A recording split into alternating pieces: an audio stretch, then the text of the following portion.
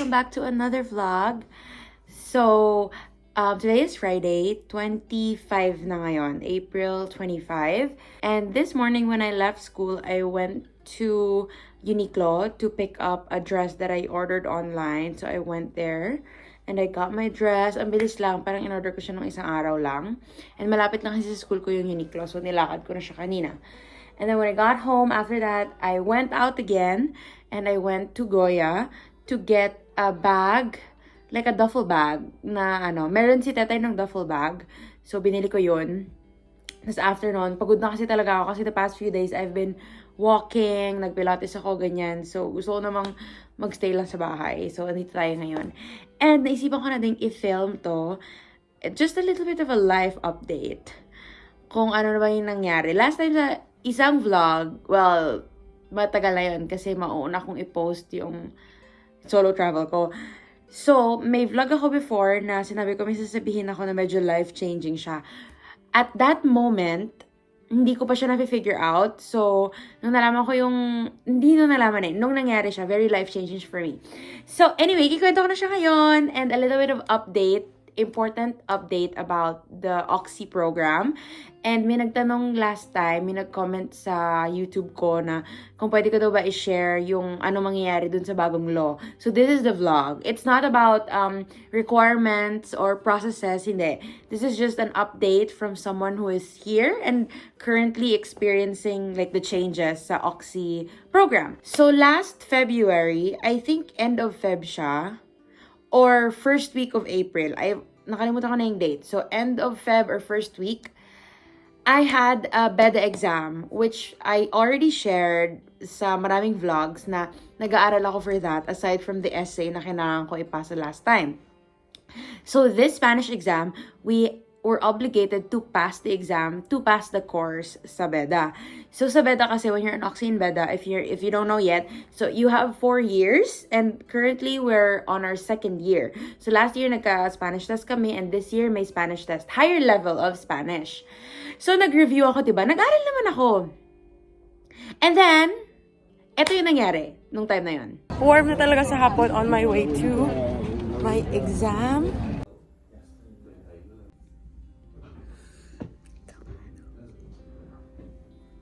Guys, hindi ako pumasa sa exam. It's my fault anyway, kasi parang hindi ako nag-aaral. Hindi din kami nag-Spanish classes. Yung past tense, inaral ko lang siya nitong weekend. Parang kasing very wrong yung thinking na parang for me dati, as long as I get by every day, parang wala akong amor to learn everything. Ganon. Which is mali. Kasi 6 years na nga kami dito sa Spain. Alam, sumakit yung ulo ko. Mapapahinga na lang ako. Napasa ko na rin yung essay. Tingin ko naman papasa ako noon. Pinasa ko na siya kahapon. Tapos parang in-acknowledge na siya ng teacher today. Kasi sa Friday na yun yung deadline. So, sana pag buong lahat ng effort ko, sana pumasa ako ng 2nd year ng BEDA. Sana hindi yung dahil lang dun sa isang exam. Promise, mag-aaral ako, please. Grabe, sayang yung mga in-skip ko. Sobrang bilis ng oras. So, in short, hindi ako nakapasa. I didn't pass the B1 test sa BEDA.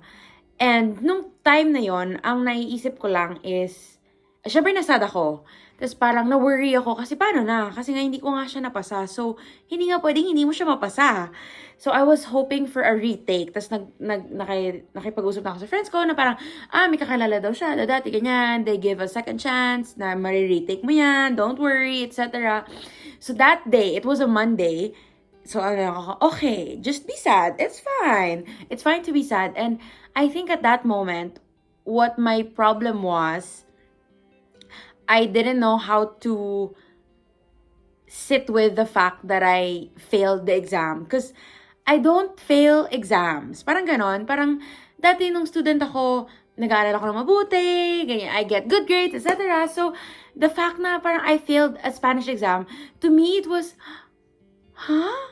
this is the feeling of failure. Pero at the same time, I was sad, but at the same time, I still had peace because I knew na parang, it's just an exam at the end of the day. It's not the end of the world. I will be fine. Pero I allowed myself na magmukmok nung araw na yon. So I was like, okay, it's fine. And then the next day, when I was talking to Tetay, parang, it's gonna be okay. Mariretake yan. Nag-email na ako na parang, unfortunately, I didn't pass. I didn't finish it. Wait, may dadating. I think it's Jana. Jana? Okay. Nag-vlog ako. Sabi ko sa vlog, may dadating. So, na-pressure ako noon. You can pass. Oh my gosh! Show na, hindi nala niya. Since spring na. Oh, watermelon! Watermelon. Pawe! Kabay, natatawa na niya ako. 100 items, 50 minutes. Tapos, hindi ko siya natapos. Actually, natapos ko siya, pero lumipad na lang yung oras nung sa dulo. Ang dami kong questions na skinip. Tapos na-pressure ako, ganyan-ganyan. Hindi ko siya napasa, in short. Tapos di mga parang 1 week yung or a few days, nag-reply sila sa akin na hindi pa daw sila sure kung magbibigay sila ng opportunity na pwede mong i-retake yung exam. Tapos sabi ko, okay, sige, ganyan, explain ko naman na na-pressure ako, nagmadali talaga ako, tapos ikikwento ko na nga. Tapos di ba parang wala kasing privacy yung exam.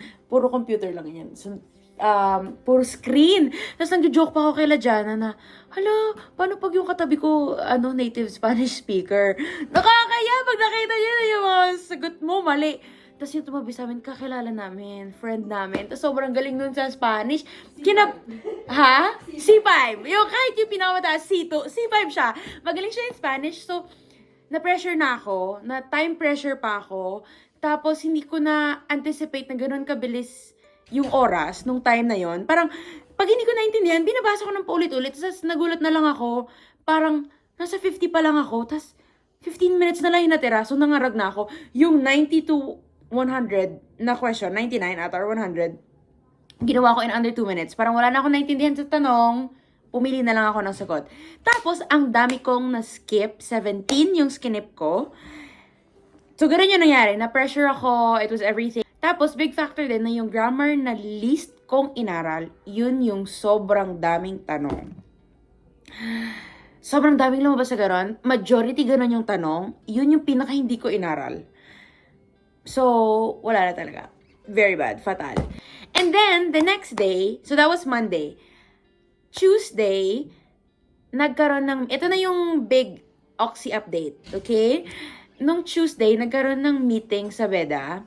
And yung meeting na yun, exclusively siya for like Beda students, ganyan. Just a disclaimer, yung meeting na yun is how they frame things. Ito yung interpretation ng Beda at ng, di ba may lawyer doon, girl?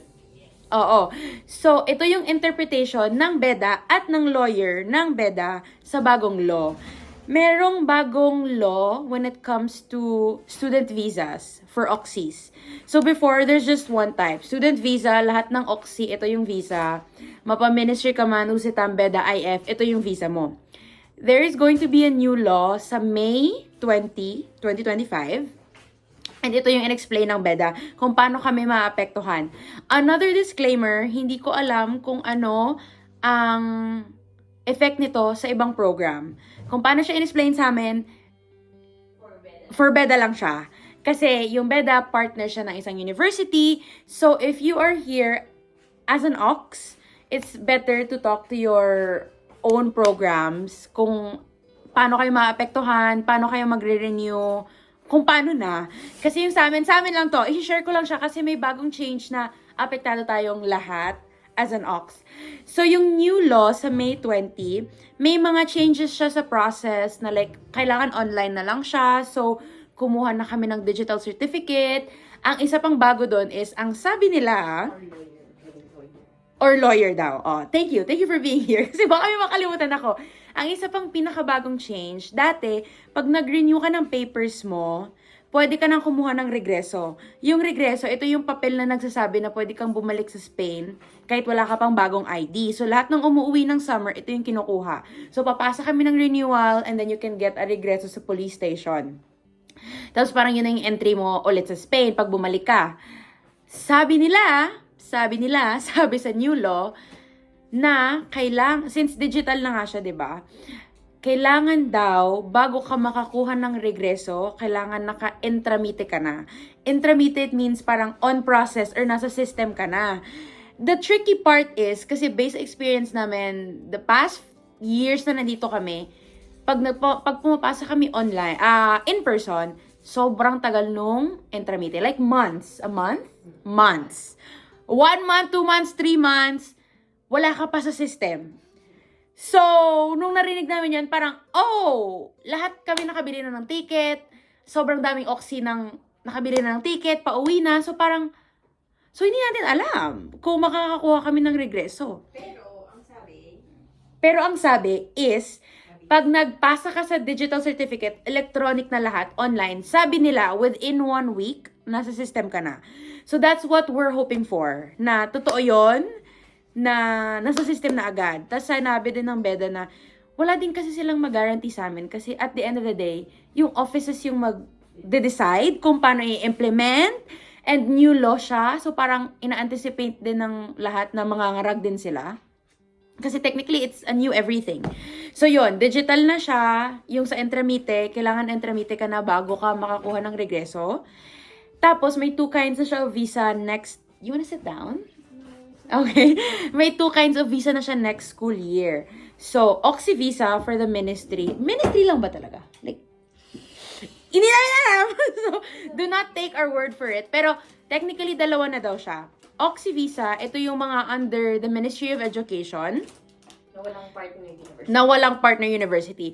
Hindi ko alam kung ilang years mo siya marirenew. Wala na akong alam about that. Yung sa BEDA, sa mga BEDA assistants daw, magiging higher education na yung visa namin. Counted na siya as parang graduate studies. Kasi yung BEDA may partner university, which is the University of Comillas. So, magiging higher ed na daw. So, yon, aside dun sa mga electronic stuff, parang sabi nila sa interpretation, again, baka daw magkaroon na kami ng 30 hours per week na pwede ka na daw mag-work. Sabi! Hindi natin alam. Hopefully, yes. Because that's very good. Advantage siya for us. Ang downside naman sa higher ed visa na ito is 2 years mo lang siya marirenew. So, Hindi alam kung paano yung bilang nun. Hindi alam ng BEDA kung paano bibilangin. Pero, ang hino-hope nila and ang pagkaka-interpret nila is, pinaparenew nila kaming mga assistants nila agad-agad before May 20 para nakapagpasa na kami ng renewal. So, kung totoo na 2 years lang ang renewal dun sa bagong visa, pasok pa rin kami, parang ganon. Lalo na yung mga second year na sa BEDA kasi parang third year, fourth year. So, ganun yung gagawin namin. Ready na yung digital certificate namin. Magre-renew kami before May 20. Hindi namin alam kung anong mangyayari, hindi din nila alam. So, pasensya na kasi wala na akong ibang masabi. Pero parang I just want to be transparent na marami ng changes sa renewal here. Matagal nang maraming changes sa visa, especially if galing kayo sa Pilipinas. Mga certificate, mga kung ano-ano, matagal na nila yun binago. Pero dito,